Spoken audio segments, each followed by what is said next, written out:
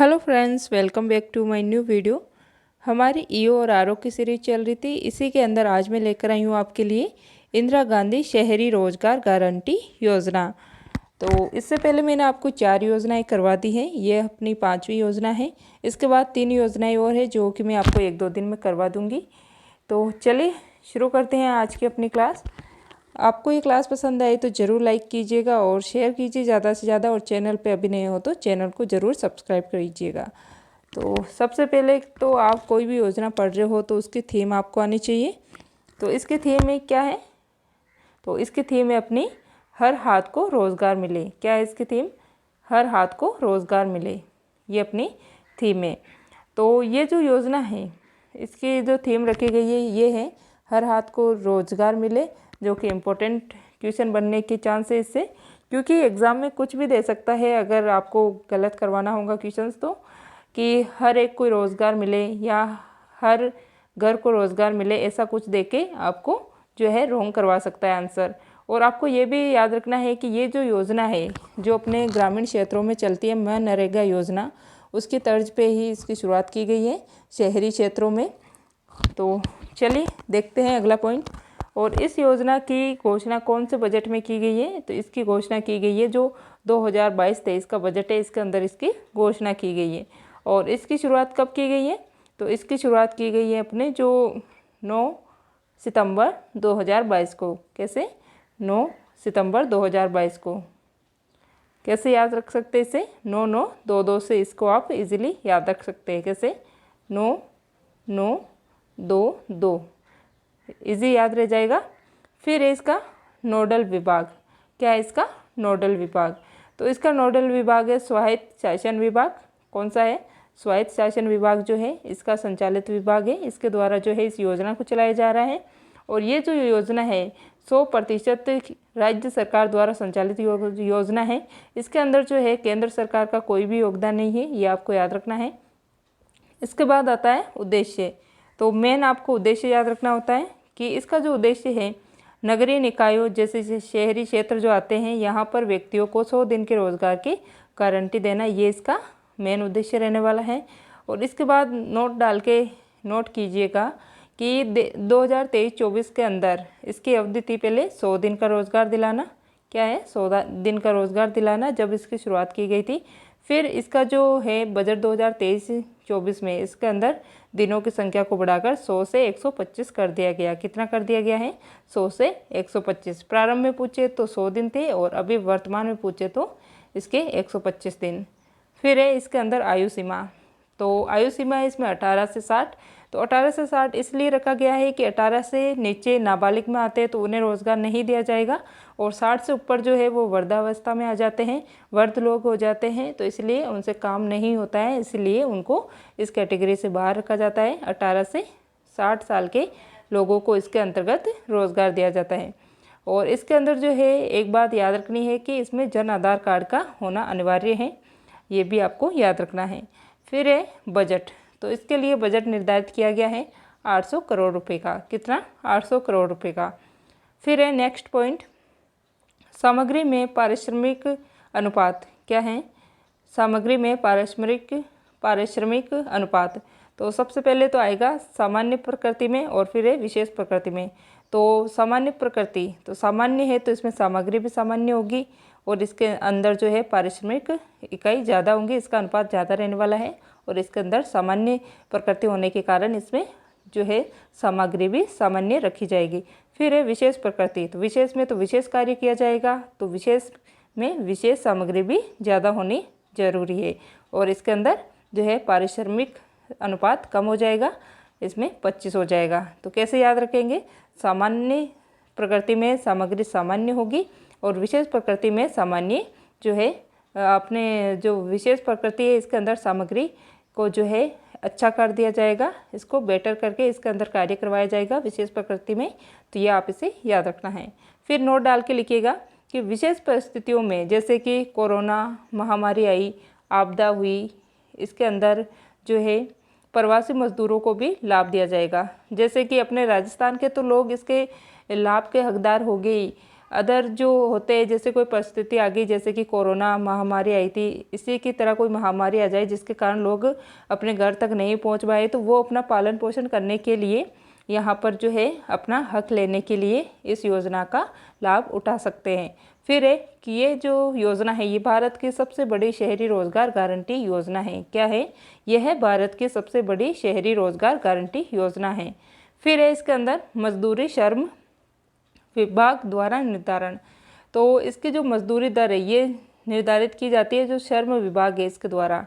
ठीक है, किसके द्वारा निर्धारित की जाती है? मजदूरी दर जो श्रम विभाग है इसके द्वारा जो है इसकी मजदूरी दर निर्धारित की जाती है। तो इसमें 4 कैटेगरियों के अंदर जो है इसमें मजदूरों को बांटा गया है। एक तो आ जाता है अपना अकुशल। क्या आ जाता है? अकुशल। तो इसकी जो मजदूरी दर है वो है 259 रुपये। फिर है अर्ध कुशल जिसे मेट कहा जाता है। तो एग्ज़ाम में क्वेश्चन बनता है कि राजस्थान में जो शहरी रोजगार गारंटी है इसके अंदर जो मेट होता है उसकी जो पर डे मजदूरी है वो कितनी है? तो वो हो जाएगी 271 रुपये। तो आप इसमें अगर +12 करोगे तो ये 271 रुपये हो जाएंगे। अर्धकुशल को अकुशल से 12 रुपये ज़्यादा के दिए जाते हैं। फिर आता है कुशल। तो कुशल को जो है अर्धकुशल से 12 रुपये ज़्यादा दिया जाता है। और जो उच्च कुशल होता है इसे जो है कुशल से ये उच्च कुशल हो जाएगा तो डायरेक्ट 50 रुपीज़ इसके ऐड करने पड़ेंगे, तो 333 रुपये इसको दिए जाएंगे। तो एक बार वापस देखिए, अकुशल को दिया जाएगा 259 रुपये, ये याद कर लेना। फिर इसमें 12 प्लस करना तो ये आ जाएगा एक अर्धकुशल में, और फिर आप इसमें 12 ऐड करोगे तो यह आ जाएगा अपने कुशल के अंदर, और फिर आप इसके अंदर 50 ऐड करोगे तो आपके आ जाएंगे इसमें उच्च कुशल कैटेगरी के पर डे रुपीज़। तो ये इसकी 4 कैटेगरियों की पर डे इनकम थी। फिर है इस योजना में शिकायत निवारण में सोशल ऑडिटिंग जैसे प्रावधान भी हैं। क्या है?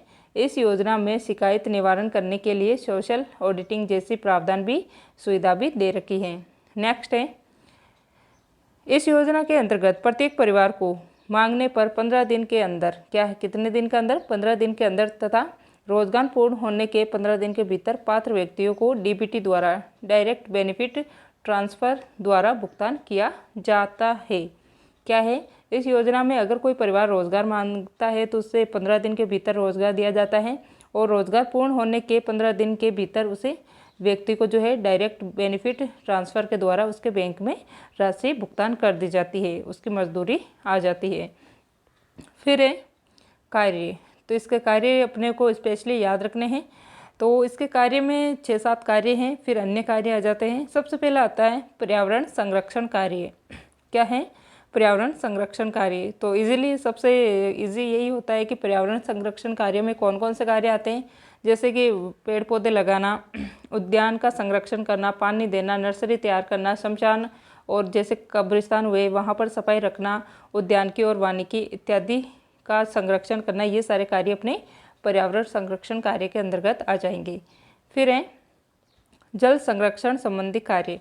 तो इसमें भी इजी है, इसको पहचानना कोई ज़्यादा टफ काम नहीं है कि जल संरक्षण संबंधी कार्य में कौन कौन से काम आएंगे।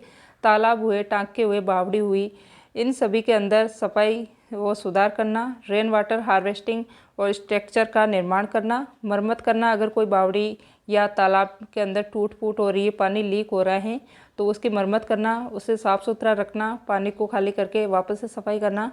फिर है कि जल स्रोतों का पुनरुद्धार करना, जैसे कि बड़े बड़े तालाब होते हैं तो उनमें अगर कोई काम करना होता है तो उसको टूट फूट हो रखी हो तो वापस से इसको तैयार करना, ये जो है जल संरक्षण कार्य के अंतर्गत आ जाता है। फिर है स्वच्छता एवं सैनिटेशन कार्य। तो स्वच्छता और सैनिटेशन में आप समझ जाओगे कि क्या है, अपने आसपास का एरिया स्वच्छ रखवाना और साथ में सैनिटेशन करवाना, ये सारे कार्य इसके अंतर्गत आ जाते हैं। फिर है संपत्ति विरूपण रोकना। तो सार्वजनिक स्थलों पर क्या है, सार्वजनिक स्थलों पर क्या है, पुताई करवाना, पेंटिंग करवाना, ये सारे कार्य इसके अंतर्गत आ जाते हैं।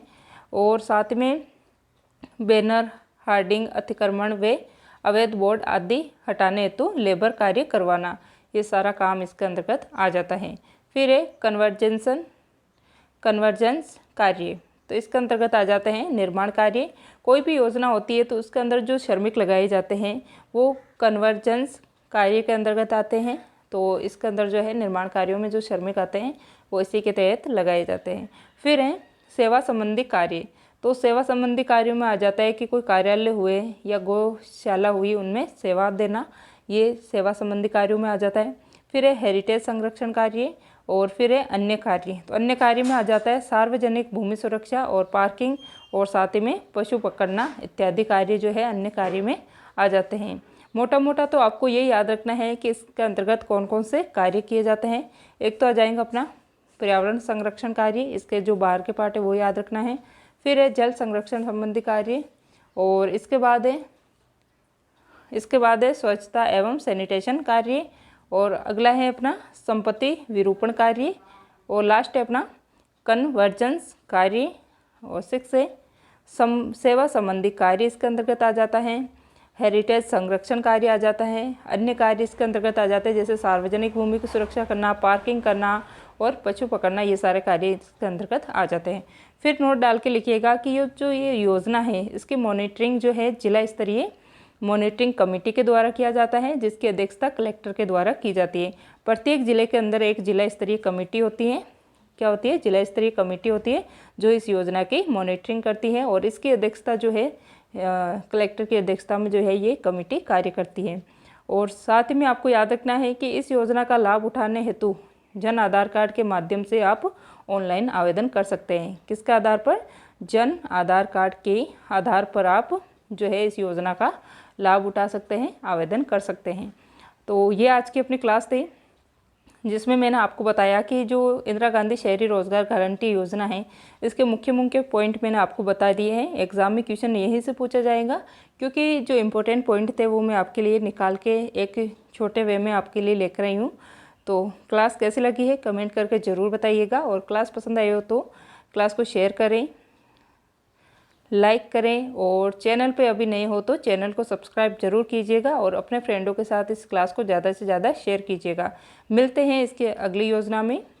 क्लास देखने के लिए थैंक यू।